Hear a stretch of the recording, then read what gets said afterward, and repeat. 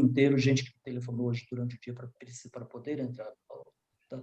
E agradecer muito a você, Tadeu, que você, Obrigado. desde o ano passado, você tem sido assim uma coluna morta da nossa atividade. Tá? Meu Conte coração comigo. agradecido para você. Tá? Peço aí a Andressa que coloque o solicitado na tela junto com a Catriana, tá? E peço a todos que, por favor, desliguem seus áudios e seus vídeos para economizar banda de internet. Deixa só os participantes na tela. Obrigado a todos. Boa noite. Eu vou falar um pouquinho antes da Iana falar, né? Hoje a gente tem pela primeira vez aqui na Sociedade de Pediatria, a gente tem trabalhado com uma tentativa de fazer, nesse momento tão difícil para muitas famílias e para muitas crianças, principalmente, que perderam esse suporte, essa segurança nutricional, né? A gente tem visto o aumento das necessidades no nosso país e o impacto, né, do desemprego, da fome em várias famílias.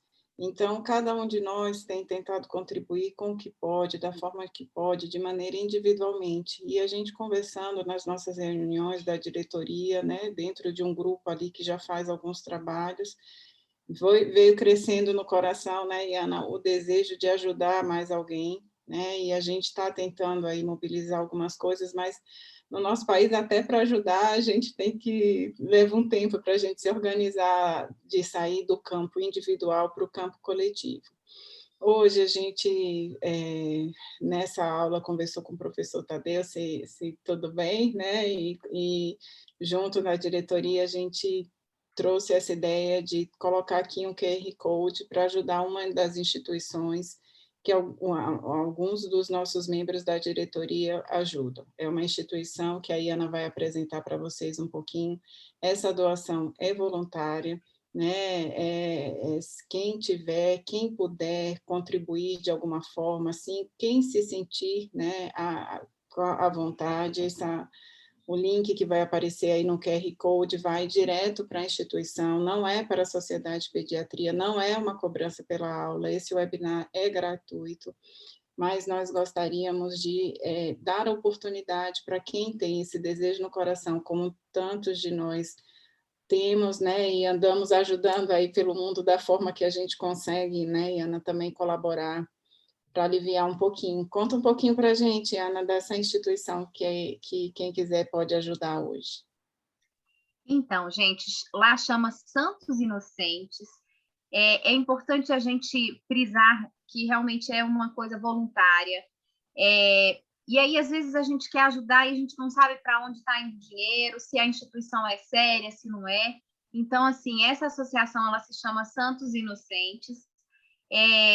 É uma instituição sem fins lucrativos, ela é localizada na Samambaia Norte, e a missão, né, que eles dizem ter, e que eles têm mesmo, é resgatar a vida das crianças em gestação que correm o risco de serem abortadas. E, junto disso, dar apoio psicológico, espiritual e material às mulheres grávidas carentes e aos seus filhos. Então, independente das crenças, e a gente não vai entrar em polêmica de aborto nem nada, mas é uma instituição que tenta acolher essas mães e fazer com que elas desistam dessa ideia de abortar, e aí elas acolhem, muitas dessas mães ficam abrigadas numa casa, né? Eles têm essa casa de apoio, e aí elas recebem tudo de que elas precisam, a alimentação, enfim, dormida, roupa lavada, enxoval para esses bebês, que a instituição também corre atrás de conseguir, enfim, e aí eles acolhem essas mães e esses bebês, né, até o 4º mês de vida dentro dessa casa, e aí depois, com 4 meses, esses nenéns já começam, 4 a 6 meses, eles começam a ir para uma creche que eles também têm lá, e aí essa creche acolhe não só essas crianças, como acolhe outras crianças também. Hoje em dia são 80 crianças, e aí, às vezes, são crianças que vêm até por conta da Secretaria de Assistência Social do GDF, embora o GDF não contribua em nada com a instituição, né, mas eles recebem essas crianças. Agora a creche não está funcionando, né, por razões óbvias, mas eles continuam ajudando essas famílias, eles levam cestas básicas, eles levam fraldas nas casas dessas famílias, o que as famílias estão precisando. Então, e aí, além disso, além desses dois locais diferentes, eles ainda alugam um outro lugar que eles usam para um bazar, que é a casa de Santo Antônio, e aí eles fazem bazar onde eles vendem o que a gente consegue doar de eletrodomésticos, móveis, às vezes que a gente não quer mais, então eles vendem lá roupas, calçados, enfim, então eles até vêm às nossas casas buscar, se for preciso, né? E eles vendem no bazar também para conseguir dinheiro para que essas crianças e essas mães continuem sendo acolhidas, né? Então, somos 7 pediatras e a gente tem uma nutricionista que, quando a creche está funcionando, a gente vai lá, então sempre uma de nós por semana, né? E aí a gente vai se revezando, então a gente faz o atendimento a essas crianças lá. E eu queria, desde já, dar um agradecimento especial, porque eu sei que todas fazemos de coração, né? De coração aberto, é um pouquinho só do que a gente pode fazer, inclusive quem se sentir chamado também, quem quiser se juntar a nós, será muito bem-vindo. Mas eu queria te agradecer nominalmente a doutora Maria do Carmo, a doutora Vera Bezerra, desculpem, a doutora Adriana, a doutora Diva, a doutora Fátima, a doutora Ione, a doutora Julita e a Nilma, que é a nutricionista.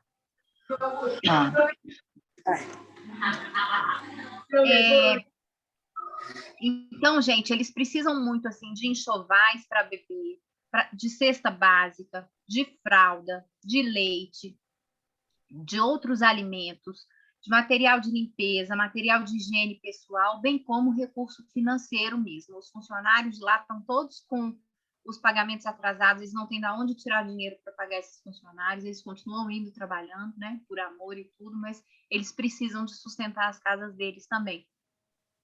Então, por isso que a gente está pedindo, começando esse trabalho com essa primeira instituição. Eu sei que aparecerão outras, né, mas assim, podem ajudar sem pestanejar, porque é uma instituição muito séria. Então, agora eu passo a palavra para o doutor Tadeu, que vai nos brindar com uma aula belíssima, como ele sempre faz, né? E desde já eu agradeço a contribuição de todos vocês, em nome da Instituição Santos Inocentes. Boa noite para todos, que tenhamos uma boa aula. Obrigada, Iana.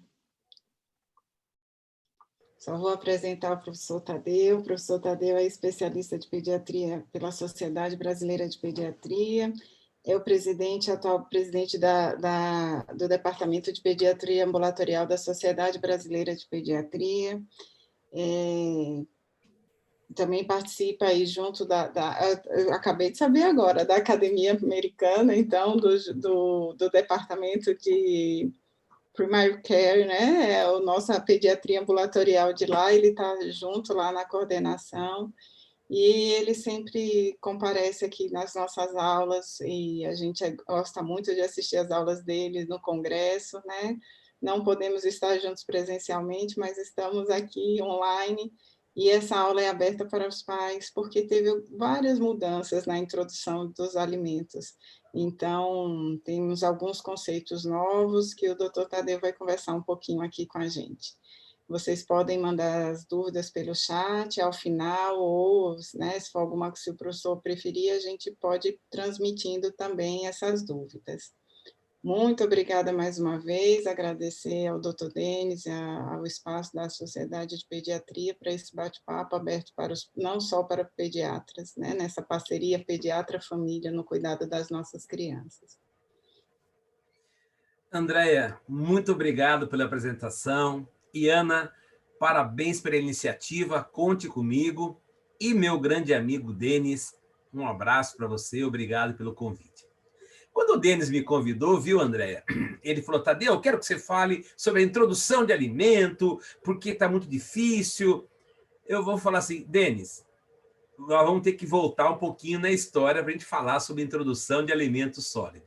E aí estão as grandes novidades que nós estamos trazendo aí para os nossos colegas nessa webinar.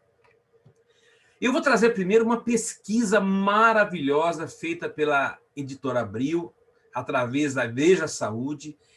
Eu estou trazendo aqui para vocês, quase que em primeira mão, essa pesquisa que foi realizada em todo o Brasil, com quase 1.000 entrevistados, e é uma pesquisa que traz uma luz por onde nós devemos começar para falar sobre introdução alimentar.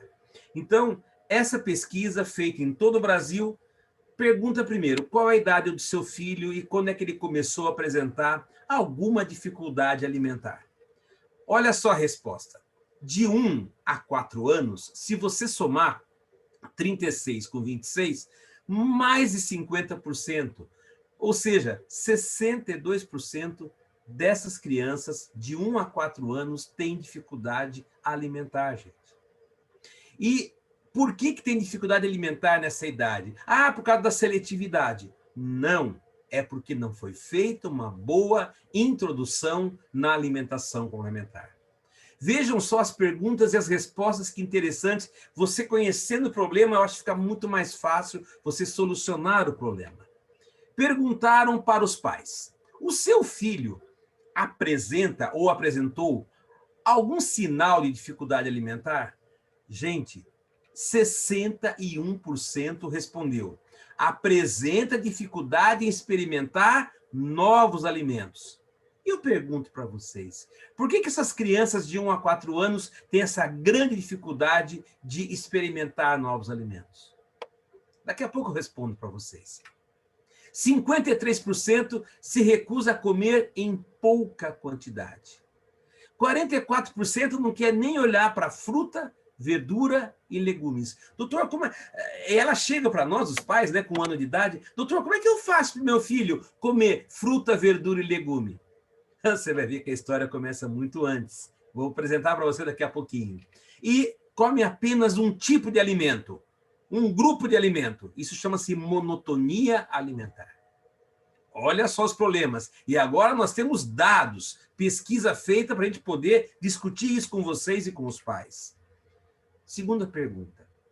Qual a primeira palavra que vem à cabeça de um pai, de uma mãe, dos pais, dos cuidadores, entre os avós, quando pensa na alimentação do filho? A resposta: eu quero que seja saudável, doutor. Eu quero que ele tenha saúde, doutor. Mas olha só a terceira palavra.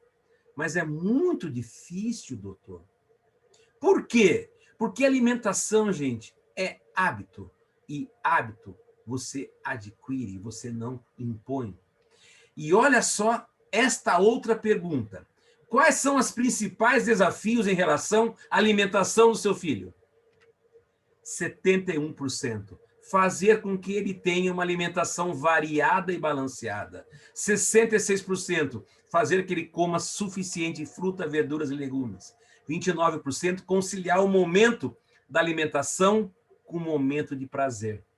Porque a alimentação, na maioria das casas, é momento de guerra, de briga. Come se não te bato, come se não te dou isso. E começa a haver toda um clima não favorável à alimentação. Nós vamos ter que trabalhar isso, gente. O ambiente para comer. Comer assistindo televisão não é comer. Ah, mas e as mães falam, é para distrair ele, doutor, enquanto ele come. Se você distrai ele enquanto ele come, ele está focado lá no desenho e não está focado na alimentação. Prazer em comer. É isso que a gente precisa desenvolver nessas crianças. E olha só, quem é que normalmente cozinha em casa? Essa é a pergunta. 63%. Sou eu, doutor. A mãe. Então, uma boa conversa com a mãe, ensinando essas dicas que eu vou dar aqui hoje para vocês, passar isso para as mães. Se vocês conseguirem isso, nós vamos ganhar muito em termos de introdução alimentar. Mas, gente, mais uma perguntinha. Seu filho tem hábito de experimentar novos alimentos? 42%. Sim, mas com certa dificuldade. E agora, prestem atenção para essas perguntas e para essas respostas.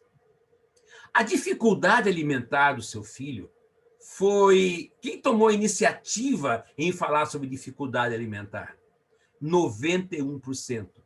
Eu, doutor. Os pais.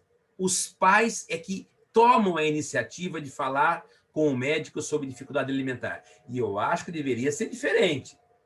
Você vai ver no finalzinho, eu vou terminar só falando sobre o Bright Futures, que é a puericultura nos Estados Unidos, onde a puericultura lá é bem proativa do pediatra. Ele faz perguntas bem dirigidas, e uma das perguntas é essa, sobre dificuldade alimentar. Mas aqui é o contrário, os pais que trazem o problema para o pediatra. Agora, atenção. Gente, pelo amor de Deus, olha a resposta que os pais deram para essa pergunta. Qual foi a reação do pediatra quando você abordou a dificuldade alimentar do seu filho? Atenção, 45% dos pediatras, quase que metade dos pediatras disse que não precisava me preocupar, pois ele estava tendo bom peso e boa altura. Gente, ter bom peso e ter boa altura não significa que a criança tem uma boa alimentar, um bom hábito alimentar. E aí nós vamos introduzir já o conceito de fome oculta. Crianças que estão no peso, até acima do peso, e na altura ideal, mas com deficiências de micronutrientes que vão repercutir muito na parte cognitiva dessa criança. E atenção agora para a última pergunta que eu vou passar aqui. Onde você costuma se informar sobre alimentação? Gente, não é na internet, como muitos pensam, não é na televisão, 50% responde, é com o meu pediatra. Então, vocês, pediatras, precisam estar capacitados em saber responder as perguntas dos pais, e a demanda, você sabe, é grande.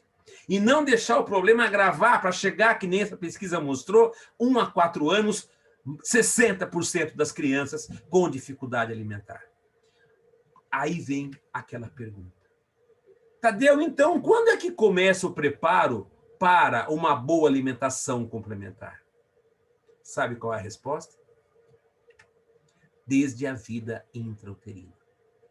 Desde a vida intrauterina, naqueles 1.100 dias, que não são mais 1.000 dias, hoje a Academia Americana só fala dos 1.100 dias, porque os 90 dias que antecedem a concepção tem hoje um fenômeno chamado epigenética, onde é importante que a mãe se prepare para uma futura gestação e que o pai se prepare também.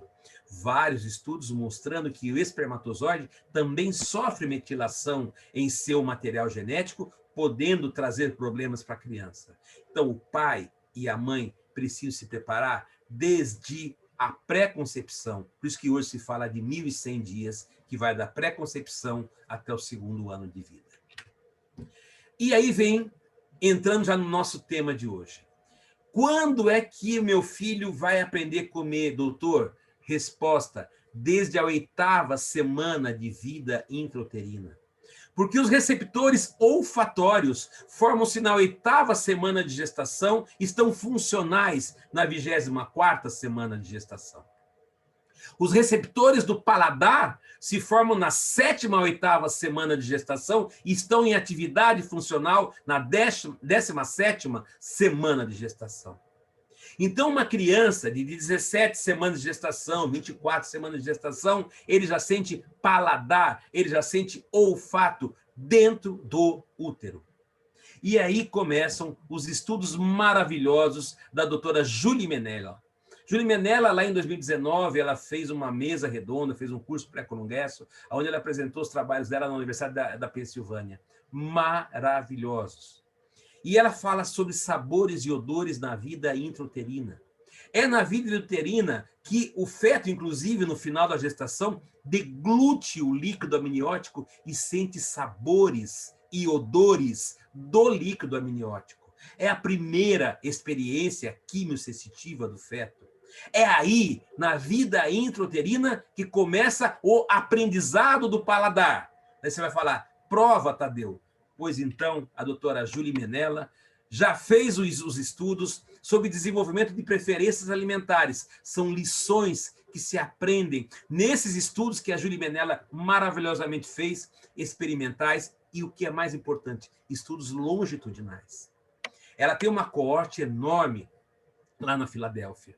E a Julie Menella, ela começou o seguinte, ela pegou um grupo de mães, gente, eu vi o grupo dela, Corte, são 100 mães que ela começou a estudar desde as primeiras semanas de gestação. E ela faz a seguinte experiência. Para um grupo de mães, todo dia elas tinham que tomar 50%, metade, grupo 1, elas tomavam suco de cenoura. Todo dia de manhã é obrigatório no protocolo, tem que tomar um suco de cenoura. E na hora do almoço e na hora da janta, elas tinham que preparar a refeição bem caprichado no alho e na cebola, aromas. O outro grupo, é o grupo controle, não usava alho e cebola e também tomava o suco de grapefruit, é o suco de laranja lá nos Estados Unidos. Então, nós temos 2 grupos. Ok. Então, o consumo materno do suco da cenoura durante a gestação e o consumo de vegetais durante a gestação. Vamos ver essas crianças lá no 6º mês de vida, quando você vai fazer a introdução alimentar. O grupo das crianças cujas mães usaram o suco de cenoura, e, obviamente, na primeira papinha complementar, utilizou-se a cenoura. As crianças devoraram o prato, comeram toda a papinha. 84% daquele grupo adorou, aceitou, comeu toda a papinha. No outro grupo, que a mãe não tinha comido cenoura, nós tivemos só 32% de aceitação na papinha de cenoura. No grupo que fez uso de cebola e alho, quando fazia a papinha usando cebola e alho, daqui a pouco eu vou comentar isso com vocês, 94% das crianças devoraram o pratinho, contra apenas 29% no grupo que a mãe não utilizou a cebola e o alho. Quando eu falo de cebola e alho, eu estou falando dos estímulos olfativos e também gustativos. Quando eu falo do suco de cenoura, são os estímulos gustativos. Então, hoje nós já sabemos que a alimentação da mãe na gestação vai programar metabolicamente esta criança a ter preferências por odores e por sabores.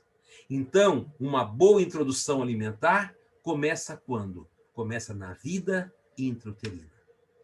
E daí continua, através do aleitamento materno exclusivo até o 6º mês, aonde a mãe passa também pelo leite materno, sabores e odores. E isso ficou conhecido, o professor Béchamp, foi ele que deu esse nome, de teoria do flavor. A teoria do flavor diz assim, tudo aquilo que a mãe come, esses sabores e esses odores também passam pelo leite materno. Os estudos da doutora Julie Menella envolveu a gestação e a lactação até o 6º mês exclusivo. E a aceitação das crianças do grupo cenoura, do grupo alho, do grupo cebola, durante a lactação também foi muito maior nessas crianças. Então, gente, nós pediatras temos que, e você sabe que hoje a primeira consulta da gestante com o pediatra é na vida intrauterina. Você começa a cuidar da criança já na vida intrauterina. Então, saiba da teoria do flavor. Vamos brigar por ela, para que sabores e odores comecem a ser aprendidos por essa criança desde a vida intrauterina e durante todo o período da lactação.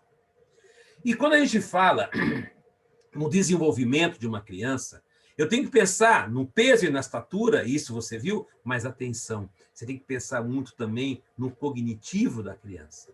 Não se esqueça que na 24ª semana de gestação começa a se formar o sistema nervoso.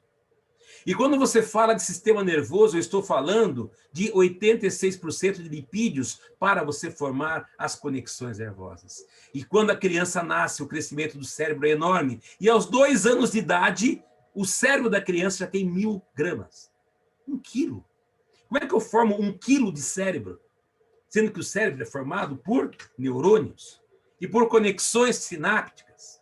Aos 2, 3 anos de idade, olha os neurônios e as conexões sinápticas de um bebê ao nascimento, de um bebê com 1 mês de vida, com um bebê com 9 meses, um bebê com 2 anos. E aqui na vida adulta, você vai falar assim, nossa, Tadeu, um bebê com 2 anos tem mais conexões nervosas do que um adulto? Resposta, sim.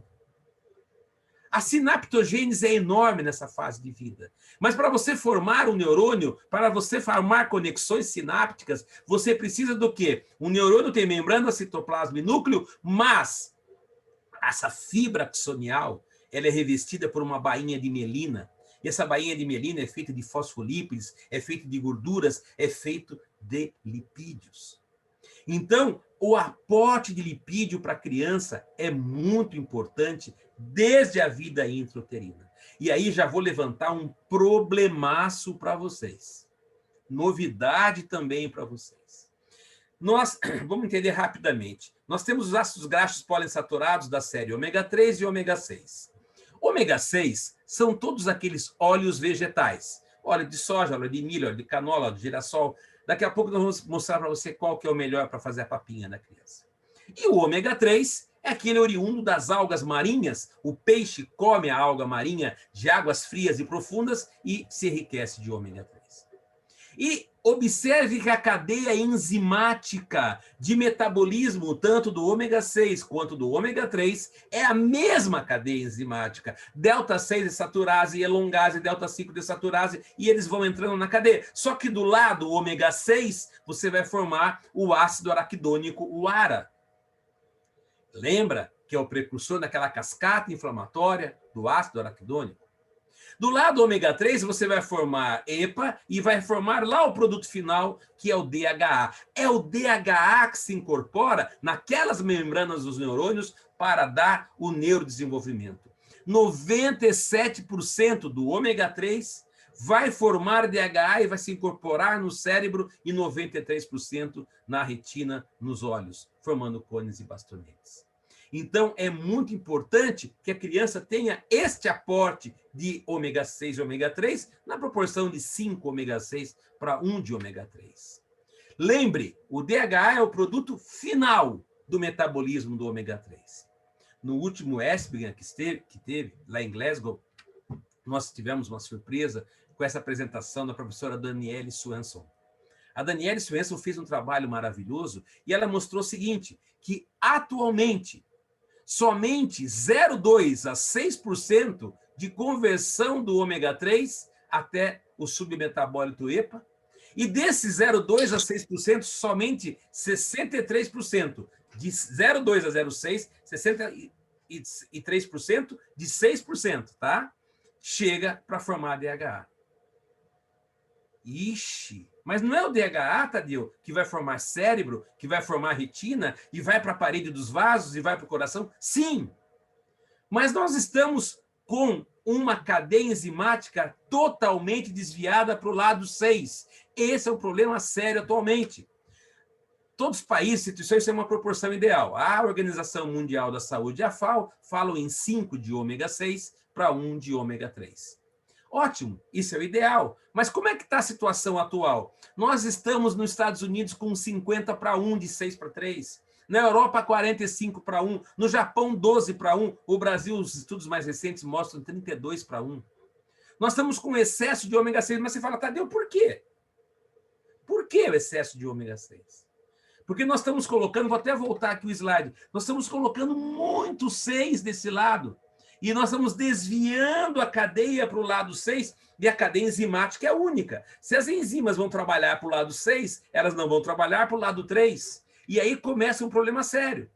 Mas você fala, Tadeu, mas por quê? A criança não come tanta fritura. E aí vem um problema que eu vou passar para vocês. Quando você faz batata frita na sua casa, lá usando o seu óleo de milho, soja, o óleo que for, você faz a sua batata frita em casa e depois você faz o quê? Você pega a batata frita e coloca lá num papel toalha para enxugar um pouquinho o óleo que vem, aquele óleo líquido que vem em cima da batata, não é? Mas se você for naquela lanchonete famosa que tem aí perto da sua casa e pedir um lanche lá e junto com o lanche vem de brinde a batata frita, você vê lá o rapazinho fazendo a batata frita na cestinha, fritando, fritando. De repente ele levanta aquela cestinha e como se fosse num passe de mágica, pum! Some o óleo. A batata fica sequinha. E você come, olha que batata gostosa, sequinha. Se você olhar contra a luz, você vê até umas bolinhas brancas, você fala, nossa, tá com muito sal. Não é sal, não. É gordura solidificada. Se você for fritar pipoca na sua casa, no método tradicional, a pipoca fica toda úmida. Mas se você fizer pipoca de micro-ondas, ela fica sequinha. Se você fizer macarrão instantâneo, ele vai ficar sequinho. Se você for comer o bolo, que dura uma semana, o pão, que dura uma semana, por que dura tanto e o pão feito em casa dura um dia, depois ele fica duro? Porque o homem descobriu que se você pegar esses óleos ômega 6 e fizer um processo industrial chamado hidrogenação, você pega essa cadeia cis, que é o ácido oleico, você vê 2 carbonos para cima, uma dupla ligação, 2 hidrogênios para baixo. Quando você faz uma hidrogenação, você inverte e você sai da posição cis e vai para a posição trans. Esta é a gordura trans. Um único processo de hidrogenação, onde você vira a ligação cis para a ligação trans. Mas isso muda todas as características físico-químicas do óleo. Esse óleo, essa gordura trans, ela se solidifica à temperatura ambiente. Então, a hora que você tirou a batatinha frita da gordura que estava fritando e teve contato com o meio ambiente, fica sequinho. A pipoca de micro-ondas, o macarrão instantâneo, e aí tudo aquilo que dá maciez, deixa mais macio, mais gostoso, você está elevando demais o consumo do ômega 6, porque nós estamos consumindo demais essa gordura trans, que nada mais é do que um ômega 6 modificado para a posição cis. Problemaço, né, gente? Daí você vai falar assim, Tadeu, então vamos aumentar a demanda de ômega 3. E eu pergunto para você, como? Eu trago para você essa publicação maravilhosa da Associação Brasileira de Nutrologia, que virou um consenso mundial, foi publicado no International Journal of Nutrology. E neste consenso da Associação Brasileira de Nutrologia, de aporte de DHA para gestação, para lactação e para nós que estamos fazendo introdução alimentar, nós temos que dar fontes de DHA, que é extremamente baixa. Tadeu, então vamos dar salmão. O salmão que nós comemos aqui no Brasil é aqui numa cidade vizinha de Campinas, a minha cidade. É uma cidade chamada Jaguariúna, que tem os grandes tanques de criação de salmão. E o salmão é criado com ração. Ele não come a água, não come as algas das águas frias e profundas. E, então eu vou comer sardinha, porque a sardinha do mar ela é rica em ômega 3. Só que hoje em dia, infelizmente, toda a nossa costa brasileira, e o acidente de Mariana documentou isso, a nossa mineração saía lá de Mariana, pegava o Rio Doce e desembocava onde? Lá em Vitória, no Espírito Santo. Então, os peixes estão contaminados pelo mercúrio da mineração. Então, se você fizer um consumo muito grande de sardinha, de atum, da cavalinha, que são peixes que nós temos na nossa costa, você vai ingerir também contaminantes, especialmente metais pesados, principalmente o mercúrio. Isso não é mensurável. E nos peixes criados em cativeiro não tem o ômega. Não tem mercúrio, mas não tem o ômega. Suplemento à base de ômega 3, esquece, não serve para mais nada, porque nós não temos mais cadeia metabólica para chegar lá embaixo no DHA. Então, nós estamos com esse problema, e não se esqueça que o DHA é fundamental para o neurodesenvolvimento da criança.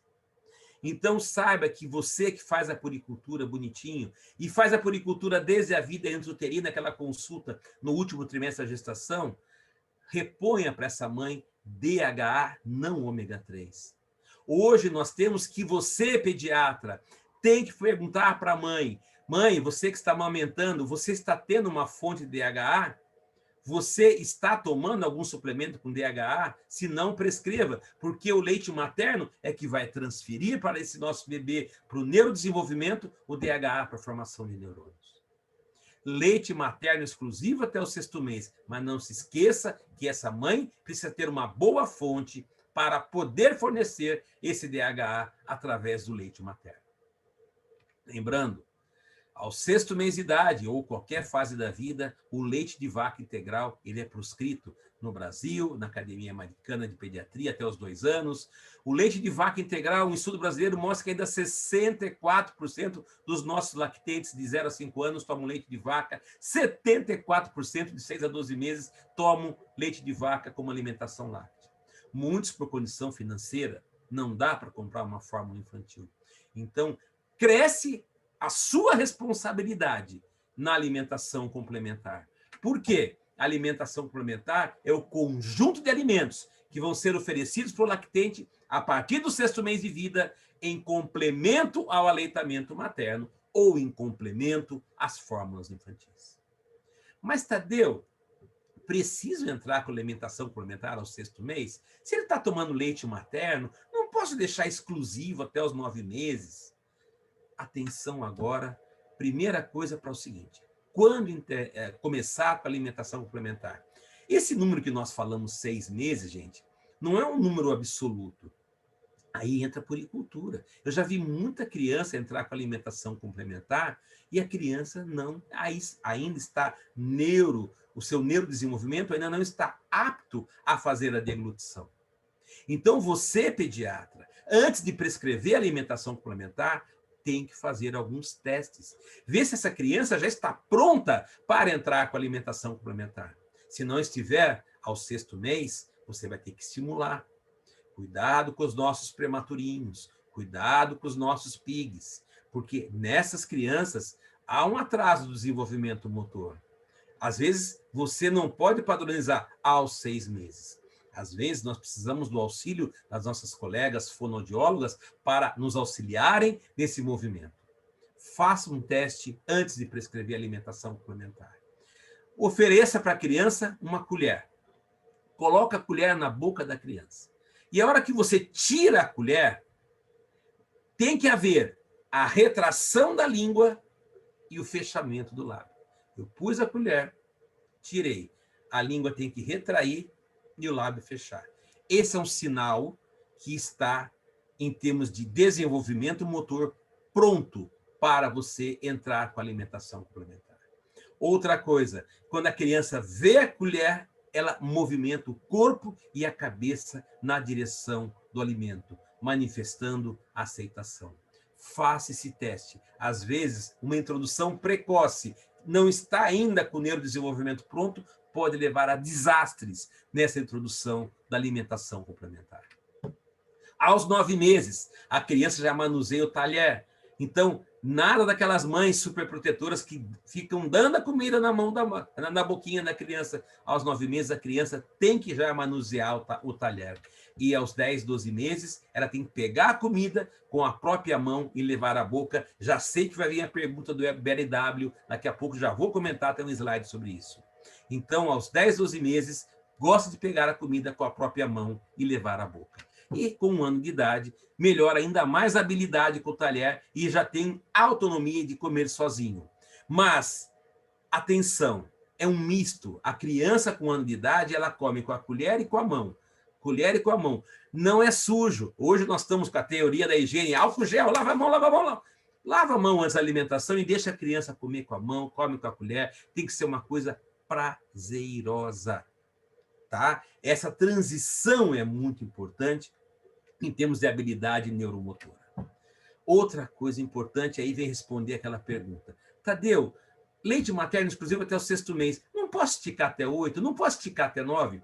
Essa é uma publicação deste ano da Organização Mundial da Saúde falando o seguinte, nós temos gaps energéticos. O que é um gap energético? O leite materno supre as necessidades energéticas básicas de 0 a 2 meses, de 3 a 5 meses, mas a partir do 6º mês, eu começo a ter gaps no aporte energético oferecido pelo leite materno.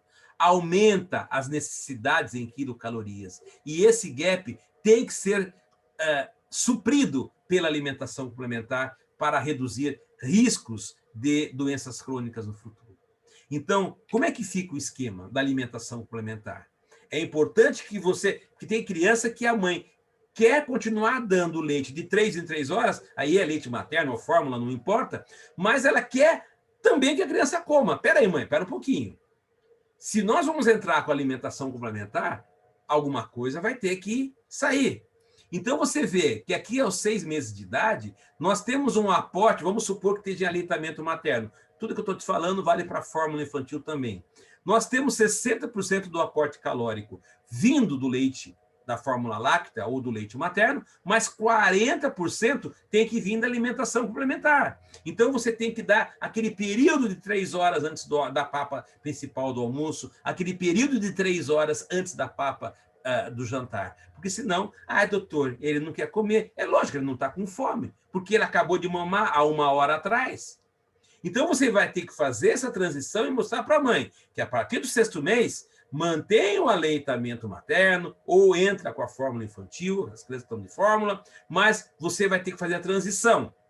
E dá uma olhadinha aqui, por favor. 6 meses, 60-40. Quando chega de 9 a 11 meses, 55-45. E quando você passa de 1 ano de idade, a alimentação láctea é 31% e 70%, 69% é de alimentação complementar.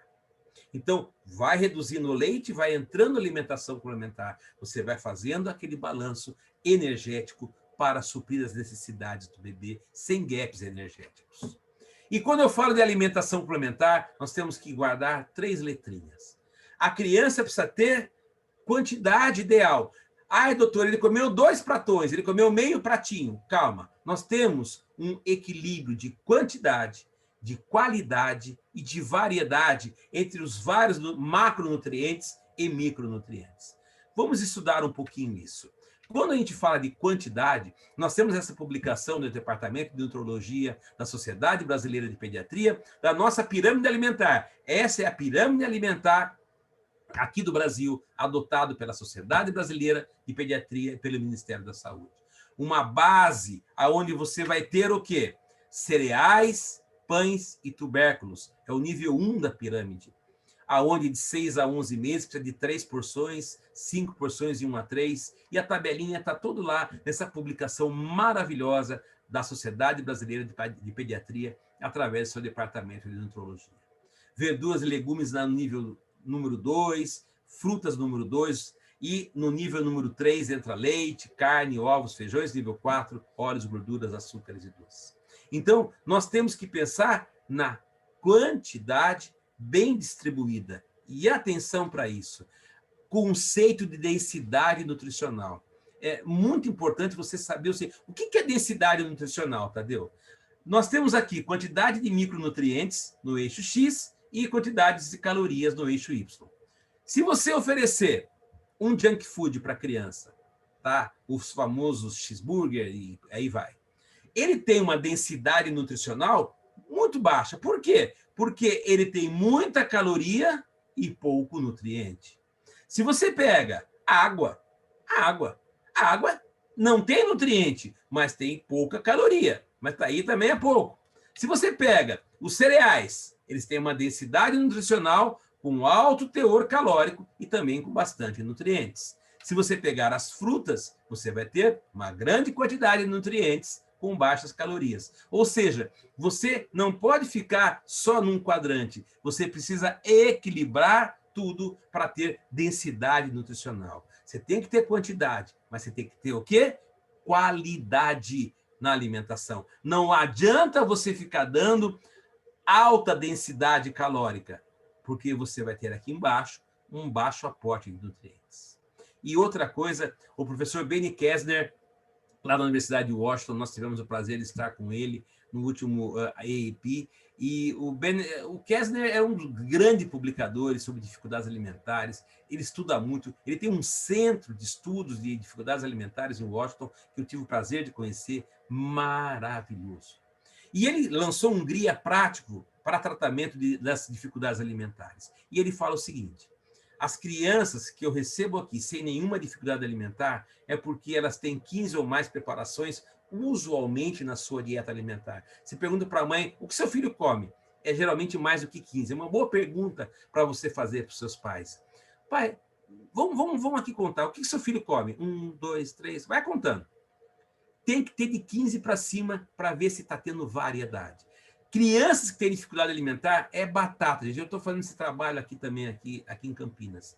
Eles têm menos que 15 preparações. Pergunte para os pais, o que seu filho come? Tem que ter mais que 15 diferentes tipos de alimento. Variedade. E aí te fala de novo, a quantidade, a qualidade e a variedade, é o famoso QQV.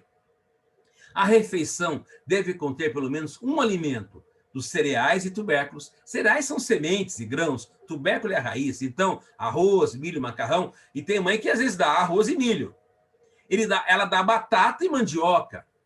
Dá cará com batata. Então, você não pode, você tem que mostrar essa tabela. Eu tenho essa tabela, eu fiz no consultório uma tabela, e eu entrego na mão da mãe isso daqui.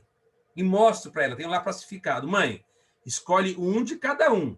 Se deu arroz, não dá macarrão. Se deu batata, não dá cará. Vamos distribuir bem. Vai ter que ter uma leguminosa. E não é naquela monotonia, só feijão, feijão, feijão, feijão. Não se esqueça que lentilha é leguminosa, grão de bico é leguminosa, soja é leguminosa, ervilha é leguminosa. Uma grande fonte de nutrientes. E de ferro também. A proteína animal, a carne do boi, do frango, do peixe, a carne suína, vísceras, coração e moela, fígado não. Depois a gente vai falar um pouquinho de xenobióticos antes de terminar. O fígado é depois de 1 ano de idade, porque ele tem muito xenobiótico. E os ovos, que também não deixam de ser uma proteína animal, mas aí vem aonde é que a galinha foi, até isso é importante, aonde é que essa galinha ela vive. Se for uma galinha de granja, essa análise foi feita aqui na Unicamp, no Instituto de Tecnologia de Alimentos. E foi surpreendente. Eles pegaram o ovo da galinha de granja e tem 0 de vitamina D. Por quê? Porque a galinha de granja, você já viu uma granja, não bate sol lá dentro. A galinha de granja tem 0 de vitamina A, tem 0 de colina. Por quê? Porque não come milho, não come minhoca, que são as grandes fontes de vitamina A e de colina. A galinha caipira, que cresce lá comendo milho, comendo grama, comendo minhoca, tomando sol, vai dar um ovo diferente daquela galinha de granja. Então, até isso é importante quando você vai fazer a introdução alimentar. E as hortaliças. Lembrando que quando você fala... Tem gente que às vezes não sabe isso. O que são hortaliças? Quando você fala a parte comestível, não são as folhas. Ó, não é a folha, é um legume. Quando é a folha, a parte comestível, é uma verdura. Então, quando eu falo de cenoura, abóbora, beterraba, chuchu, berinjela, é um legume. Alface, couve, almeirão, espinafre, selga, chicória, eu estou falando de uma verdura. Então, tem que ter um legume e uma verdura. Então, se tem cenoura, não vai botar abóbora. Tem mãe que põe cenoura, abóbora, a criança chega no consultório carotenoide, né? Ela parece uma cenourinha ambulante. Porque elas querem colocar cebola, abóbora, cabotiã e beterraba, tudo na mesma papa. Não, é um legume e uma verdura. Então, é muito importante a mãe ter essa noção que eu estou mostrando para você, que tem que ter pelo menos um alimento de cada grupo e não ficar naquele bloco da monotonia alimentar. Esse é o esquema proposto, está aí a publicação da Sociedade Brasileira de Pediatria, nós colocamos no nosso manual de pediatria ambulatorial, por faixa etária, até o 6º mês, leite materno exclusivo, vamos brigar por ele. Do 6º ao 24º mês é o leite materno complementado, complementado pela alimentação complementar. Não se dá mais suco para a criança. Mas por que, Tadeu? Eu, quando fiz o Denis, por exemplo, quando o Denis estudou puricultura, lá em 1935 e 1940, o Denis aprendeu que dava suco para a criança. Hoje não dá mais suco para a criança. Por que não dá mais suco para a criança? Eu faço até uma piadinha para as mães, tá? Elas gostam, dica para você. Falo, mãe, as crianças estão vindo moderninhas agora. Elas estão vindo com uma maquininha de suco no estômago. Você dá a frutinha para ela, depois dá um pouquinho de água em cima, lá dentro você vai até escutar o barulhinho, brrr, vira suco. E você sabe que tem muitos que... É verdade, doutor? Por que isso não dá mais suco? Quando você dá suco para a criança, você está dando água, o açúcar da fruta, a frutose. E você está dando um aporte muito grande calórico, porque não faz suco com uma laranja, com 2, com 3 e assim por diante. Então, você dá a fruta para você aproveitar as fibras da fruta e logo depois da fruta pegar o hábito de dar a água. E atenção, que hora dar a fruta para a criança? Gente, eu vou falar daqui a pouco no próximo slide, mas atenção. Depois do almoço e depois da janta, não pode dar leite em cima da alimentação. Porque o leite é rico em cálcio, e o cálcio é inimigo número 1 do ferro e do zinco. Então, se você acaba de almoçar, a mãe vai lá e dá o leite para tirar o soninho depois do almoço, esse cálcio do leite não deixa absorver o ferro, não deixa absorver o zinco. Então, o que eu dou depois do almoço, doutor? Você dá de sobremesa a fruta. E a fruta é rica em vitamina C. Todas elas, a grande maioria. E a vitamina C, você sabe, aumenta a absorção de ferro. Então, você começa a montar esse quebra-cabeça. A fruta é uma sobremesa depois do almoço, é uma sobremesa depois da janta, e 1 hora depois vai tomar o leitinho para tirar o soninho. No 7º, 8º mês, a segunda papa principal. Tem muita gente, né, que falava assim, vamos começar com a papa salgada. Mas atenção, hein, mãe, sem sal.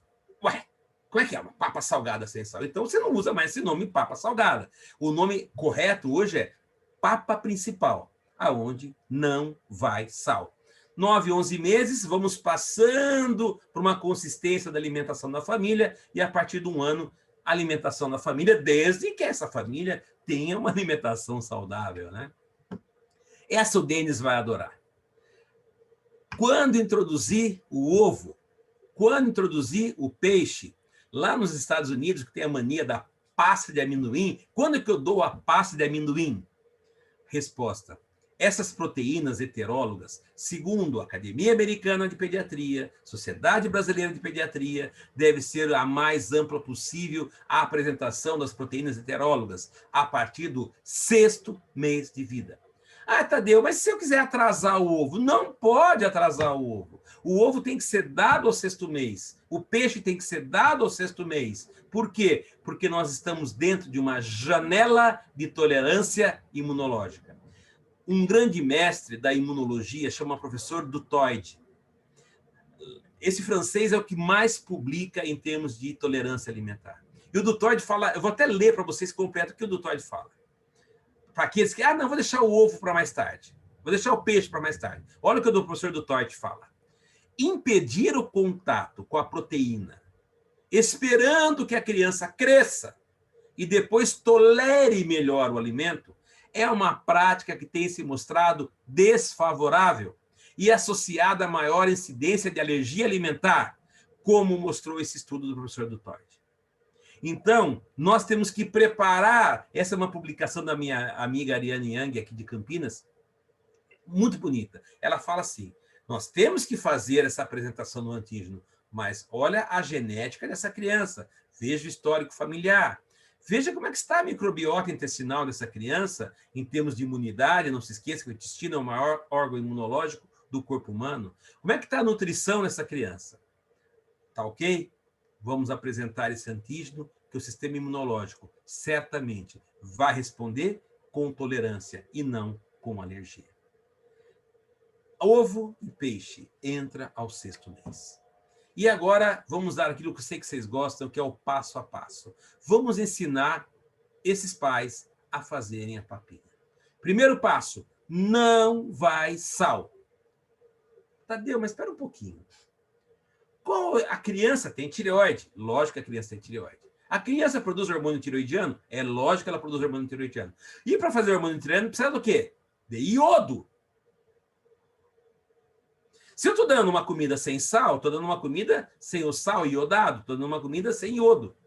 Como é que eu faço? E aí entra, olha aqui, ó. Tá vendo aqui esse brócolis aqui bonito? Olha só. Espera aí que eu vou passar o slide para frente. Não vamos utilizar o sal no primeiro ano de vida, mas você vai ter que introduzir alguma coisa que seja rica em iodo. E aí entra o peixe, ou entra essas verduras ricas em iodo. Couve, brócolis, rúcula, agrião, repolho, couve-flor, couve de bruxelas, acelga, rabanete, nabo, mostarda. Eles são chamados de crucíferas. E as crucíferas são ricas em iodo. Eu não vou dar sal, mas eu vou dar verduras ricas em iodo, que são as crucíferas. Voltando. E outra coisa, comida para criança não tem sal, mas tem que ter cheiro, tem que ter sabor. Você tem que usar e abusar dos temperos. cebola e alho. E já sabe que a mãe tem que, durante a gestação, usar cebola e alho. Teoria do flavor, já falamos sobre isso. Ervas frescas. Ora por nobilis é uma erva maravilhosa, rica em triptofano. Ela tem uma ação até antidepressiva, vários estudos mostrando isso. Coentro, o pessoal lá de Espírito Santo adora. Cheiro verde. Então, os temperos, eles também são ricos em prebióticos. Cebola tem muito prebiótico, alho tem muito prebiótico, cheiro verde também tem muitas fibras prebióticas. Então, tem que ter cheiro. Então, como é que a gente vai fazer a papinha? Você vai pôr o óleo, vai pegar a carne, olha aqui, vai pegar a carne, não moída, pelo amor de Deus. Se você mandar moer a carne, lá no açougue, a hora que moe a carne, todo o caldo, todo o ferro fica lá na máquina do açougue. Você tem que pedir para o açougueiro cortar a carne bem picadinha, bem pequenininha, mas não moer. Pode ser carne de boi, pode ser carne de frango, e você pode fazer refogado num óleo, que daqui a pouco eu vou discutir com você. Então, nós vamos pegar essa carne, primeiro refogo a cebola, refogo o alho, coloco a carne, refogo a carne. Daí eu vou colocar uma verdura, refogo a verdura, crucífera ou não crucífera, e o ferro. O ferro tem que ter biodisponibilidade. E o ferro da carne é um ferro de altíssima biodisponibilidade, 40% de biodisponibilidade. Ah, Tadeu, mas o feijão é rico em ferro? É. Mas o ferro da carne é o ferro M, de alta biodisponibilidade. O ferro do feijão é o ferro não M, é um ferro de baixa biodisponibilidade.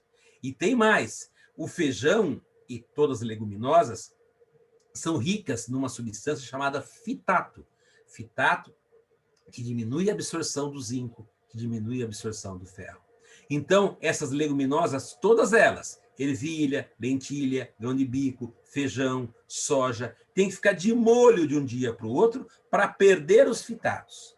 Daí nós vamos também fazer o feijão ou a leguminosa, mas refoga na cebola, refoga no alho, refoga na carne, põe a água e põe o feijão. Então, feijão tem que ficar de molho, mas o feijão tem que ser sempre associado ferro não M com ferro M para você aumentar a biodisponibilidade de ferro. E você sabe que no Brasil quase 50% das nossas crianças têm deficiência de ferro. Qual o melhor óleo para a gente cozinhar? Você tem uma lista de óleos, canola, milho, e você tem aqui gordura, banha de porco. Olha só a quantidade que você tem de colesterol. Azeite de oliva, qual o melhor óleo? Olha, você vai ver que o óleo de colza é o melhor óleo em termos de ômega 3. O Tadeu colza, nunca ouvi falar de óleo de colza. Então, eu vou contar uma história rapidinho para vocês. A colza, quem viajou já na Europa, tem uma viagem muito bonita que você sai de Praga e vai até Viena de trem, e você, toda a viagem, você vai olhando para o lado, você vê um monte de florzinhas amarelas. Que coisa linda a paisagem. O que são aquelas florzinhas amarelas? São as plantações de colza, que lá na Europa é muito frequente. Só que quando você extrai o óleo da colza, ele fica muito rico no ácido irúcico e nos glucosinolatos, que são substâncias tóxicas, são substâncias cancerígenas. Então, o óleo de colza, apesar de ter bastante ômega 3, ele é rico em substâncias tóxicas. Muito bom. No Canadá, eles tomaram uma metodologia, uma empresa canadense, onde pega a sementinha da colza, extrai o óleo da colza e faz um processo industrial, onde se faz, através desse processo industrial, a eliminação do ácido irúcico e dos glucosinolatos. E isso foi feito pela primeira vez no Canadá, uma empresa estatal canadense, que foi feito esse óleo pela primeira vez lá. E esse óleo do Canadá, ele recebeu o seguinte nome, é o óleo do Canadá, Canadian Oil, canoil, canola. Então, quando você fala canola, ninguém nunca viu e nunca vai ver uma planta chamada canola. Não existe canola. O que nós temos é a colza, que através de um processo industrial, que foi pela primeira vez feita no Canadian Oil, se criou esse óleo chamado óleo de canola, que é a abreviação de Canadian Oil. Tá? E esse óleo de canola é um óleo muito riquíssimo em ômega 3, tem ômega 6 também, gordura poliinsaturada, é um bom óleo. Mas aí surge uma pergunta, Tadeu, quando você aquece o óleo, tanto o azeite de oliva, que é maravilhoso o azeite de oliva, muito rico em gordura monoinsaturada, ômega 9, ou se você vai fazer uma canola, que é rico no ômega 3, quando você aquece o óleo, ele não vai perder as suas propriedades? Olha como o nosso Brasil é rico em pesquisadores. Olha que coisa linda. Essa resposta foi dada no mundo, aqui no Brasil. O meu grande amigo Carlos Nogueira, lá de Ribeirão Preto, ele conduziu um estudo que foi publicado na Revista Internacional, mostrando os efeitos do aquecimento do óleo nas condições caseiras. O óleo de oliva, o óleo de girassol, feito das condições que você vai fazer uma papinha de criança, que você vai refogar uma carne ou vai fazer alguma coisa na sua casa. Essas temperaturas que você usa na sua casa não desnaturam o óleo. Seriam de temperaturas muito altas, 120, 130 graus Celsius, para você fazer a desnaturação. Então, você pode usar óleo de azeite de oliva, você pode usar óleo de canola, óleo de soja, o óleo de sua preferência, e pode aquecer, sim, porque esse estudo do Carlos Nogueira mostra que o aquecimento nas condições de fritar em casa demonstram que eles mantêm a riqueza nos ácidos graxos monoinsaturados. Pode sim, então, usar o azeite de oliva para você fazer a papinha da criança. Esse é um estudo publicado agora, recente, em 2018, pelo meu grande amigo e meu grande parceiro de jogar tênis, o Carlos Nogueira, lá de Ribeirão Preto. E como oferecer a papinha para a criança? Tem todo o segredo. Nada de peneirar, nada de bater. Tem que ser amassado. Então, você vê aqui ao 6º mês a comidinha amassada no garfo, aos 8 meses já com pedaços maiores, aos 12 meses igual a comida da família e igual a comida do adulto. São imagens que estão no Guia Alimentar da População Brasileira, onde nada de... As mães têm mania, tudo batidinho, 7, 8, 9 meses. Não, a criança precisa evoluir, ela vai evoluindo também na sua deglutição com essa evolução alimentar. Tadeu, e o Baby Led Weaning? Você é a favor ou você é contra? Isso foi motivo, a minha grande amiga lá de Uberaba, Virginia Veforte, que é a presidente do Departamento Científico de Nutrologia, esse documento muito bonito publicado na SBP, que discute a alimentação complementar e o método BLW. O BLW, a criança comendo por si só, o Baby Led Weaning, ele é bom porque a criança pega autonomia, sim, mas a mãe está delegando esses poderes à criança e a criança fica lá comendo sozinha e a mãe fica fazendo outros afazeres. Não, o que nós advogamos é que faça o Baby Led Weaning misto, ou seja, a mãe e a criança. Dá um brócolozinho na mão, mas eu estou aqui também dando a papinha para a criança e vamos interagir. Comer junto e não dar de comer. Não fica vocês também autoritarismo, você dando a comida. Não, é uma coisa lúdica. Você é criança. Vai sujar? Vai sujar. Isso é prazer. Comer tem que ser prazer. Comer junto. E, que nem eu comentei já com você, o professor Benny Kessner fez uma mandala, que você tem que ter essa mandala na sua cabeça, lá no consultório, para explicar para os pais. O Benny Kessner fala o seguinte: vamos prevenir as dificuldades alimentares como? Primeiro, limites. Onde, quando, o que e quando, quanto comer. Tem que ter um limite. Não é o que a avó quer, 2, 3 pratos. É um limite para a criança comer. E cada criança tem o seu limite. Eu tenho gêmeos que um come meio prato, outro come um prato inteiro. Cada um tem o seu hábito alimentar. Onde? Lugar de comer é na mesa, junto com a família, e a maldita televisão desligado. O maldito celular com filminho desligado. Hoje você vai em restaurante, você vê a criança sentada no tablet ou no celular, assistindo musiquinha, comendo, e os pais, quando também não estão no celular, nem olhando para a criança. Então, hora de comer é hora de prazer, não é a hora de distrair a criança assistindo televisão. As distrações, barulhinhos, TV, brinquedo, olha o brinquedinho. Não, vamos concentrar na comida. O prazer tem que estar na comida, não em assistir a televisão enquanto come. Outra coisa, aquilo que eu falei para vocês, tem que ter um espaço entre o leite e a comida. Entre comer uma fruta e a comida. Agora você já sabe, a fruta é a sobremesa. Então, aquele espaço de 3 a 4 horas precisa, porque eu sempre falo essa frase, só come quem está com fome. Uma atitude neutra. Come, senão eu te bato. Come, e se você comer tudo, eu vou te dar um docinho, um chocolate, alguma coisa doce de sobremesa. Não, porque você vai passar a valorizar o depois da comida e não a comida. Então, sem atitudes de dureza, sem atitudes de também, ai, comeu tudo, festa, festa. Cada vez que a criança come, a mãe canta um parabéns para a criança. Não é assim. A atitude tem que ser neutra em relação à comida. Outra coisa, 30 minutos a criança vai esperar. Tem mãe que deixa de castigo 1 hora na frente do prato. Ela pega a raiva do prato. Tem que ter uma duração, no máximo 30 minutos. Comeu, comeu, não comeu, não comeu. A comida apropriada para a idade. Novos alimentos, já falei, de 10 a 15 alimentos, variedade, autonomia. A criança pode comer com a mão, depois com o talher, e tem que começar a se alimentar sozinha. E vamos sujar, depois a gente limpa. Tem que ser uma coisa gostosa, pegar com a mão, sujar, caiu. E assim que lá nos Estados Unidos, o Bright Futures, em termos de... Essa é puricultura nos Estados Unidos, pregoa.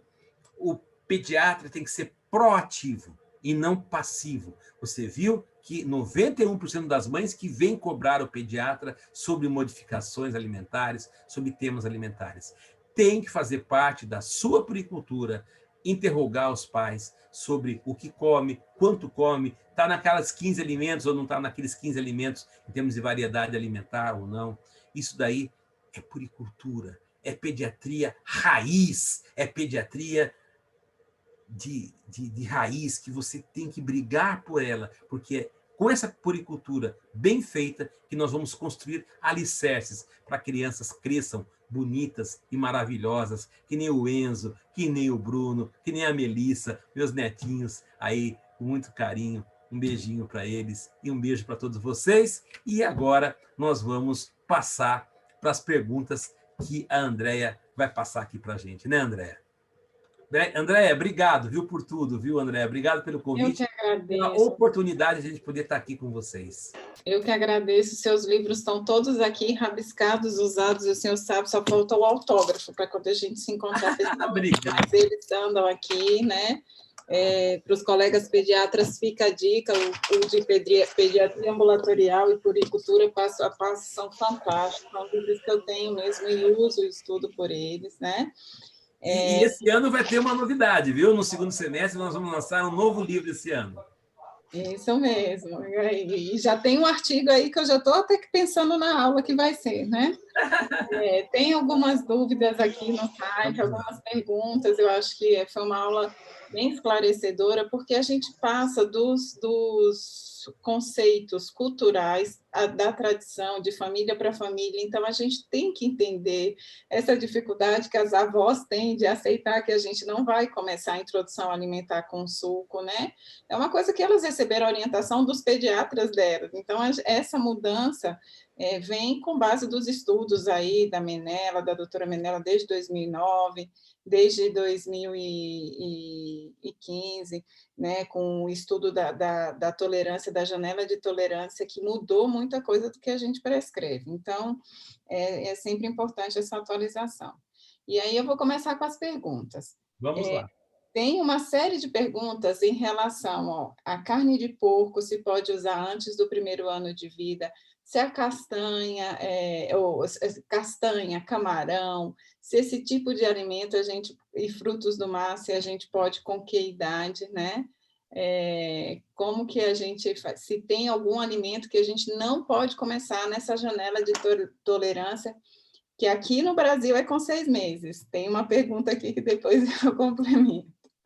Tá, então nós vamos lá, vamos começar pela primeira pergunta. A gente vai ficando velho e vai esquecendo, você vai fazendo as perguntas devagar para mim, por favor.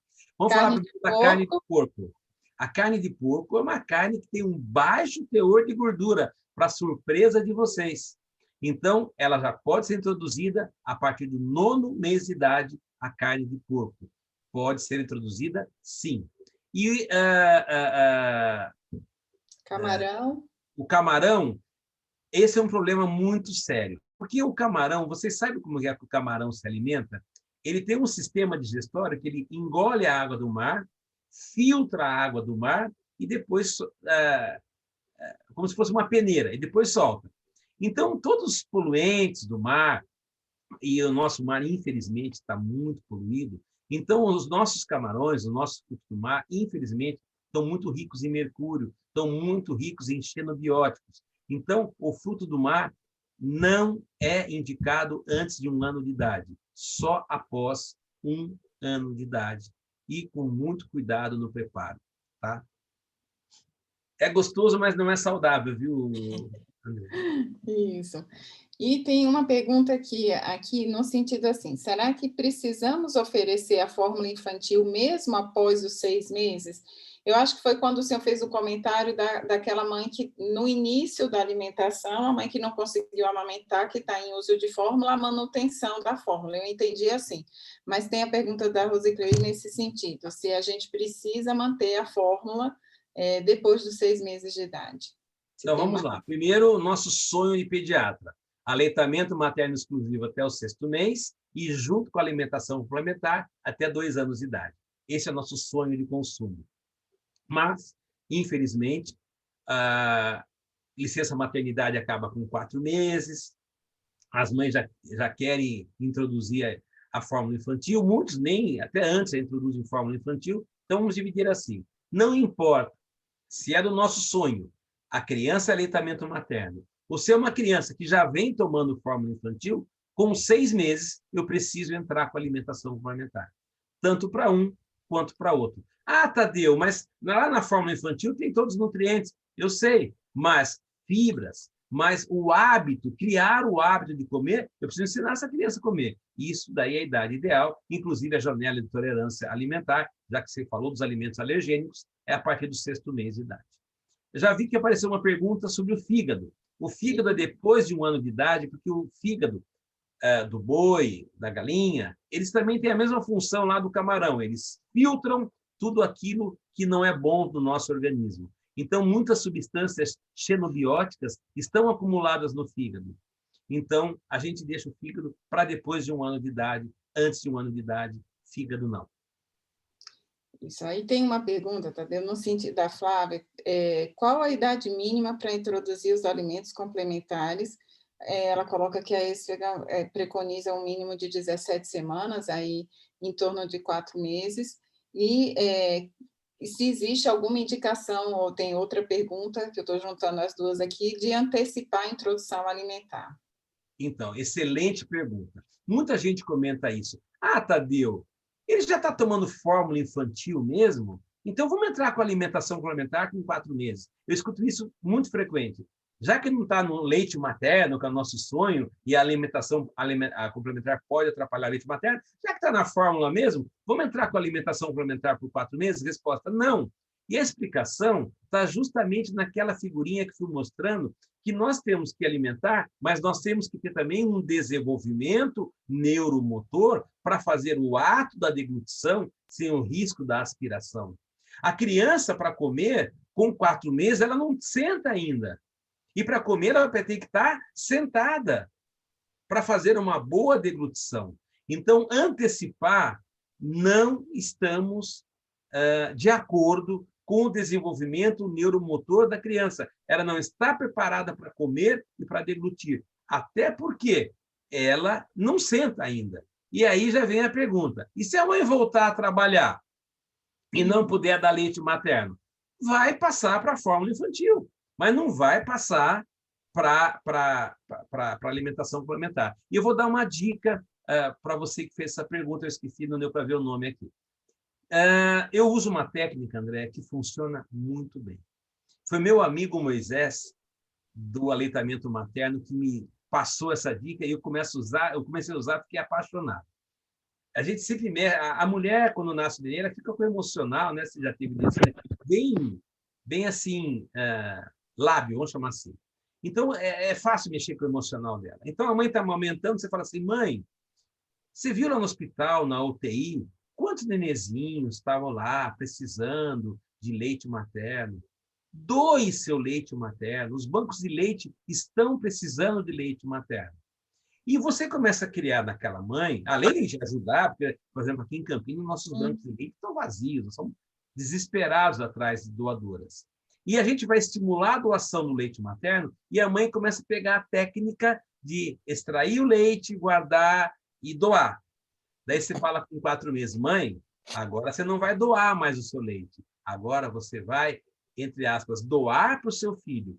Então, a mesma coisa que você fazia para doar para os bebês carentes, lá do banco de leite, você vai fazer agora para o seu nenê.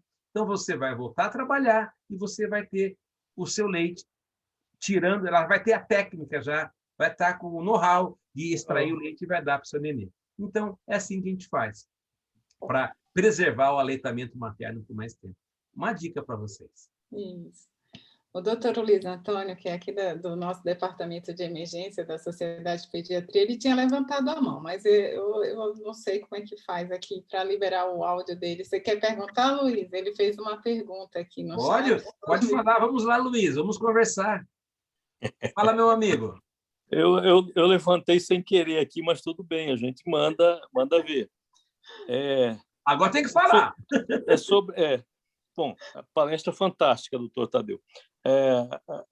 Eu queria saber, com relação ao método BLW, como a gente trabalha em emergência, né? Obviamente que, partindo-se do princípio que a criança vai trabalhar com alimentos em pedaços, eu aumento o risco de engasgo.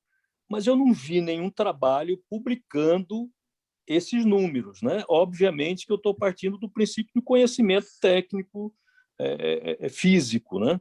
O senhor tem algum trabalho com relação a isso? Tem sim. O BLW já é um método em desuso. Lá nos Estados Unidos, lançaram um método agora chamado de BLIS.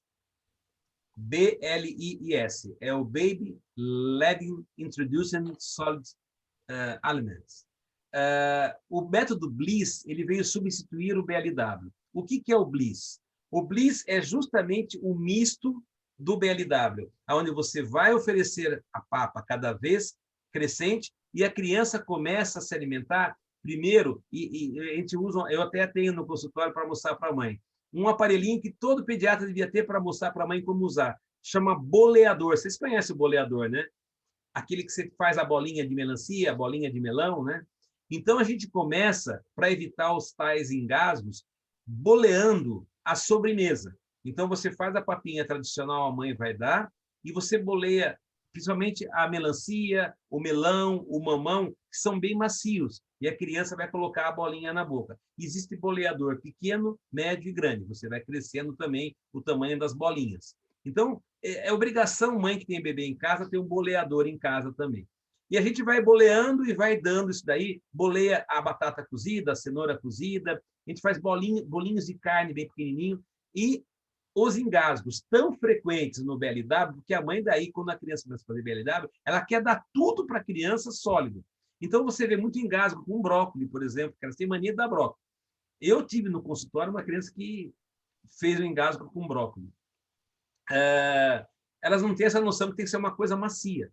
Então, realmente, o BLW, além de aumentar o risco de engasgo, ele aumenta muito as desordens nutricionais, porque a criança entra numa monotonia. Ela gosta de pegar a flor, chamam de florzinha, a florzinha verde, que é o brócolis, e aí fica naquela monotonia alimentar. Então, não só o engasgo, como pela monotonia, o BLW hoje está proscrito. O método que a gente usa é o BLIS, B-L-I-I-S, vocês podem ler sobre isso, que é esse método misto. onde você tem a bolinha que a criança põe na boca, começando com as coisas macias. Então, a sobremesa, a gente começa com a sobremesa, melancia, melão, o mamão, o abacate, tá? Rico em ômega 9, por sinal, o abacate é muito bom. E daí vai transicionando para legumes, e aí você vai indo aos 9 meses até com bolinhas de carne. Isso. Tem uma questão. Agora, assim, essa questão do BLW, ele foi interessante, né, doutor Tadeu, porque tirou a criança da passividade. Eu acho que foi preciso um chacoalho, né, desse tamanho, e depois achar novamente, né, construir o caminho do equilíbrio, porque é muita responsabilidade para uma criança começar a comer sozinha, né? Então, desde o início, a Sociedade de Pediatria, naquele documento, a Academia Americana, preconiza um caminho de equilíbrio, que você ajude a criança, mas que ela também seja um agente ativo dessa alimentação, né? Pegando, se sujando. Então, esses dias eu recebi de uma mãe uma criança com uma capa, no calor daqui de Brasília, que estava uma capa assim enorme de chuva para não derrubar, para não se sujar. Eu falei, não, tira esse negócio daí, que esse menino é calorento e ele precisa pegar, ele precisa se sujar, faz parte dessa bagunça gostosa da alimentação, e a gente tem que ter a paciência de limpar e arrumar depois, e à medida que as crianças vão crescendo, elas vão junto com a gente cuidando dessa parte da alimentação também, né? É verdade, Andréa. E a alimentação ela tem que correr paralelo com o desenvolvimento neuromotor da criança. Aquela pergunta que fez, posso fazer alimentação complementar com 4 meses? Resposta, não, porque a criança não está pronta para isso. Ela não senta, ela não afirma a cabeça sozinha, ela não tem o poder da deglutição, aquele teste de pôr a colher e tirar, ver se ela retrai a língua. Então, ela começa a ter vícios na deglutição. Bom, assim como também eu tenho que acompanhar a criança, todo mundo sabe, 7, 8 meses começa a época do pique, né? do pegar. Isso. Então, ela quer pegar. E a mãe, não, você vai sujar a mão. Não, vamos estimular o pegar. Pega a comidinha, põe na boca. Ah, mas vai sujar. É o que você falou. Vai sujar e nós vamos limpar. Então, a gente tem que acompanhar o desenvolvimento neuromotor com essa introdução alimentar. Isso. A Ticiane quer saber como determinar a quantidade ideal de uma comida. Uma criança de 7, 8 meses que come tranquilamente 2 bananas, pode? Pode, lógico que pode. Mas, olha, toma cuidado, Ticiane. Pode. Só que quem come, se você agora comer 2 bananas, você não vai querer comer outra coisa. Então, se a criança comer 2 bananas, eu vou cair naquela história da monotonia. Vou preencher todo o espaço só com banana. E a gente não pode esquecer essa sigla na sua cabecinha. QQV. QQV. Quantidade, qualidade, variedade. Então, não adianta você dar quantidade e aí você não está dando o quê? Variedade. Né? Até que a qualidade é boa, banana é uma boa coisa, mas tem que trabalhar com o QQV com as crianças. Pode comer 2 bananas? Pode, só que né? A variedade, né? E outra coisa que falaram aí, tem uma coisa interessante também, que quando a gente come, a gente usa todos os sentidos. A gente usa a visão, e aí está importante de você montar aquele prato bem colorido. A gente come com os olhos, né? Então, a visão. É interessante você também ter o olfato, por isso que eu falo, brigo tanto para pôr tempero. Põe tempero, mãe, na comida da criança. Não põe sal, mas põe tempero. A comida tem que ter cheiro. A gustação. E até a audição. Escutando coisas boas. E a mãe já pode ir para as crianças maiores explicando. Olha, comer, por exemplo, cenoura tem vitamina A, que vai ser bom para o seu olhinho. Você vai enxergar melhor. E assim por diante. Não a televisão ligada, não o celular ligado no desenho para a criança comer. A gente usa todos os sentidos. E aí, inclusive, a pergunta que fizeram, o tato. A criança precisa, pelo tato, diferenciar. Eu estive lá em Washington com o Penny Kessler e ele faz um negócio maravilhoso. Ele brinca com as crianças. Ele coloca um óculos na criança que ele é preto, né? Então você não consegue enxergar, né? Como se fosse uma venda. E ele faz uma brincadeira com as crianças. Ela tem que pegar um alimento, pôr na boca e descobrir o que é. E, nossa, eu comecei a usar isso no consultório com as mães. Mãe, vamos fazer uma brincadeirinha? Coloca A criança adora essas coisas lúdicas. Então, ela pega a cenoura, põe na boca, o que é a cenoura? Eba, acertou! Agora vamos fazer outra coisa. Então, olha que coisa interativa, que coisa legal. E você usa o tato, a gustação, o olfato. Essa brincadeira é muito legal para a gente desenvolver. Daí eu trabalho, muitas crianças têm... É um desafio alimentar, né? Essas crianças que não comem bem, então a gente usa muito dessas brincadeiras para desenvolver. Fantástico. Não sei se foi falado sobre as frutas, começa por uma ou já pode misturar. Excelente pergunta. Primeiro a gente começa com uma fruta de cada vez, que também tem essa aceitabilidade. Por exemplo, eu não gosto de abacaxi. Nunca gostei de abacaxi. Não é por isso que agora eu vou ter que comer abacaxi, porque abacaxi tem vitamina C. Então, você vai introduzindo os alimentos com variedade e vai vendo o que a criança gosta e o que a criança não gosta. Exemplo, o abacaxi. A gente precisa dar. Vamos fazer, então, uma salada de fruta, quando ela já tiver, e põe as que ela gosta e no meio você embute lá o abacaxi, por exemplo. Então, você primeiro testa todas as frutas e depois você pode fazer como sobremesa uma salada de fruta. Perguntaram sobre os cogumelos aí. O grande problema do cogumelo é o meio que ele vem na conserva. Não pode ser aqueles cogumelos de conserva que tem muito sal. Tá? Mas você pode usar, e eu uso muito o shiitake para as crianças, tá? E esses cogumelos que não são em conserva, porque a conserva tem muito sal, você pode utilizar e tem uma dica. É que eu cozinho também, né? Então a gente ensina as mães, né? No meu currículo eu não coloco, viu, Andréia? Mas eu sou chefe de cozinha, eu fiz a faculdade, eu fiz o IGA, eu me formei, então eu sou chefe também. Então eu crio essas coisas, acabo criando, e eu crio papinhas com shiitake para a criança. E a criançada adora, viu, André? É só saber fazer, né? A mãe saber. A minha de 10 anos ama e ela faz um shiitake maravilhoso. Só eu e ela comemos. O pai e o irmão não gostam, não. Tem algumas dúvidas aqui para a gente finalizar, gente, que já está dando quase 1h30 aqui. Tem uma pergunta aqui que eu estou vendo, Andréia, eu achei muito boa. Excelente pergunta. Sardinha enlatada, pode? Excelente pergunta. Pode. A sardinha enlatada, atenção, você tem que saber comprar. E o atum? Nada de comprar sardinha em molho de tomate, em vinagre. Você compra sardinha em óleo. Essa é a sardinha que tem que comprar, em óleo comestível. E o mesmo para o atum? O mesmo para o atum. Sardinha e atum em óleo comestível. Ok. Daí, por que eu estou falando tanto do óleo? Porque este óleo, além de conservar, ele extrai da sardinha ou do atum os metais pesados. Foi feito esse estudo aqui também na Unicamp. Você pega aquele óleo, está cheio de mercúrio no óleo. Tá? Então, você pega a sardinha, abre, tira aquele óleo, joga fora, despreza, e a sardinha, agora sim você vai fazer no seu óleo. Já tem uma pergunta que perguntaram aí, já estou respondendo, é o azeite de oliva, o top, que eu sei que é caro, depende da situação da família, né? Mas o top é o azeite de oliva, você faz no azeite de oliva a sardinha, e eu faço para a criançada uma papinha de arroz com sardinha. Não tem criança que não aceite arroz com sardinha. Elas devoram a hora que você faz, fica um sabor muito gostoso, dá um taste gostoso quando você faz o arroz de sardinha para as crianças. Então, é muito bom, né, para a criança. Atum é a mesma coisa, tá?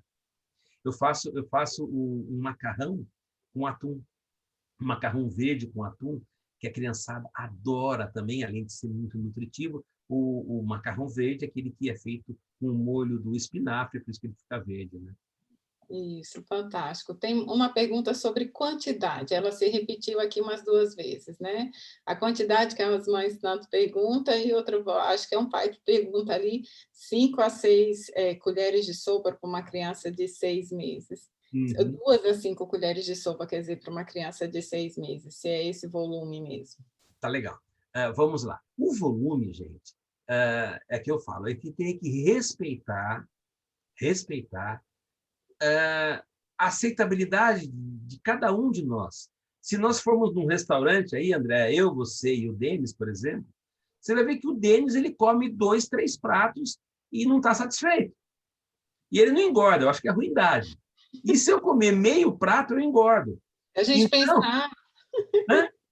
Se a gente pensar, às vezes a gente gosta só de pensar, né? Não, doutor Tadeu? É verdade.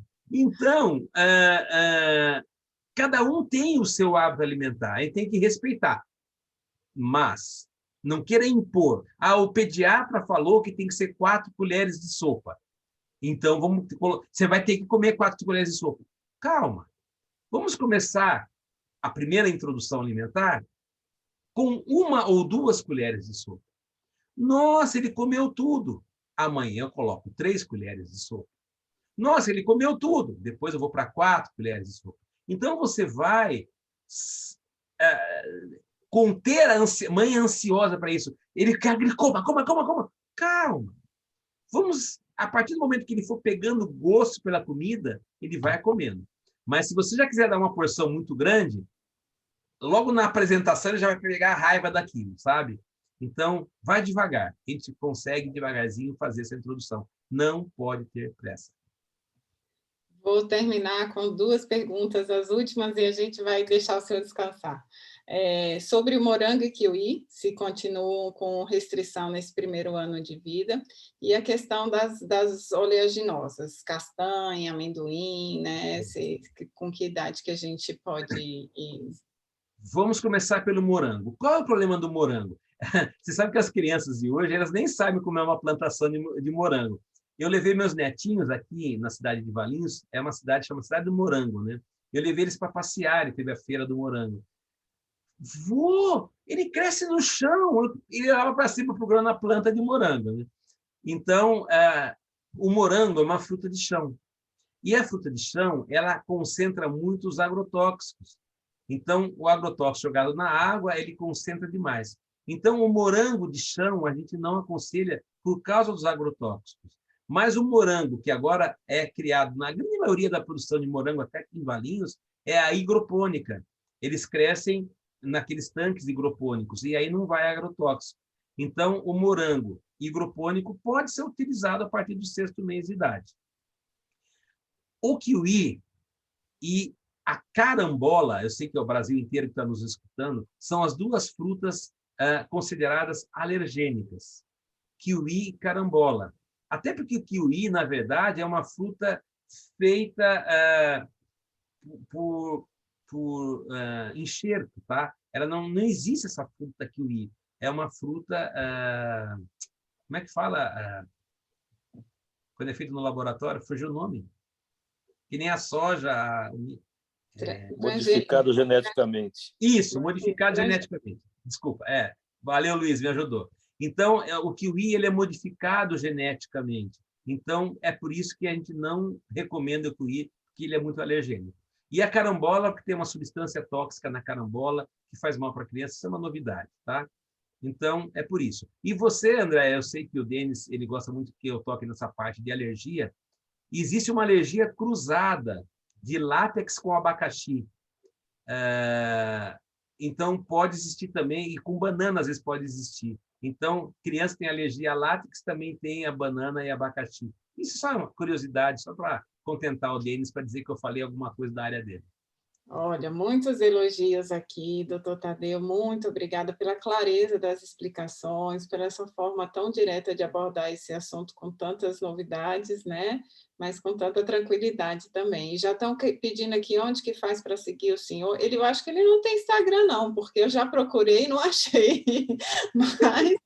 Mas deve, eles querem saber as suas receitas, tá vendo? Já então, tem aí um... Eu sou ainda daquele pediatra raiz ainda, viu? Eu não tenho essas coisas, não. Mas eu tenho meus livros aí. Se você quiser fazer o merchanzinho do meu livro, pode mostrar aí, viu, André? Tem os meus livros aí, que nos livros, tudo isso que eu falei está aí. Esse chama Puricultura Passo a Passo, outro chama Pediatria Ambulatorial, e aí nos livros você... Tudo marcadinho, tudo estudadinho, não é propaganda, não. Assim, são livros muito interessantes que ajudam muito os pediatras, né? E a gente, é um prazer assistir às aulas do professor Tadeu aqui nos congressos. Muito obrigada pelo seu tempo, pela essa aula tão tranquila. E a gente gostaria de agradecer a todos os pediatras, pais, eu acho que tem outros profissionais aí também assistindo e acompanhando. Mais uma vez, obrigada pela parceria. Isso, olha, mais elogios aí. Muito Não, eu que obrigada. agradeço, viu, André? Agradeço a você, a todos os colegas dessa bela região de Brasília. Morrendo de saudades de estar aí com vocês. Mas, se Deus quiser, isso vai passar. Logo, logo nós estaremos juntos aí com vocês. E eu já prometi para o Denis, nós vamos fazer aí uma cozinha experimental. Eu quero um dia aí cozinhar para vocês e mostrar como é que faz. Esse era o nosso plano para 2020, né, doutor Tadeu? Mas a gente teve que recalcular e adaptar aí a essa nova situação. Mas, com fé em Deus, isso tudo vai passar e a gente vai poder se encontrar aí presencialmente também. Até lá, a gente vai com as aulas online, né? Então, vão ter mais aulas aí. Obrigada a todos que participaram hoje, que colaboraram com a instituição, que a Iana veio conversar com vocês. Santos Inocentes. Quem não estava no comecinho, nós fizemos aqui hoje uma campanha de doação voluntária para essa instituição lá na Samambaia Norte, que abriga crianças e que está passando, como muitos brasileirinhos, muitos brasileiros, por momentos de dificuldade. É mais uma ideia da Sociedade de Pediatria para a gente tentar aí caminhar por essa pandemia, contribuindo com a colaboração, né, tanto com a parte científica do aprendizado, mas com a parte humanitária também. A gente precisa se unir para poder enfrentar esse desafio, né, professor Tadeu? Muito obrigada. Boa noite, um abraço aí para a família, muito bom ver os netinhos crescendo, eu acompanho cada aula, eles estão maiores, hein? As fotos eles estão fazendo outras artes, né? Valeu, gente. Um beijo para vocês, se cuidem, fiquem com Deus. Tchau. Bem, tchau.